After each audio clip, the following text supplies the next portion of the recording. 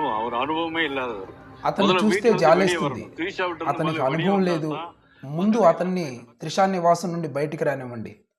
Tamil Nadu BJP నేత నయనార్ నాగేందర్ చేసిన ఈ అవమానకరమైన వ్యాఖ్యలే తలపతి విజయ్ గారి రాజకీయ ప్రయాణానికి ఆరంభం. ఇలాంటి విమర్శలు విన్నప్పుడు ఆయన మౌనంగా ఉన్నారు, కానీ లోపల కసి పెంచుకున్నారు.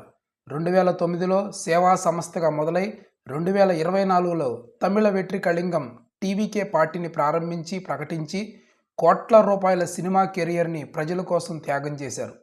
2026 మే 4న చరిత్ర తిరగరాయబడింది.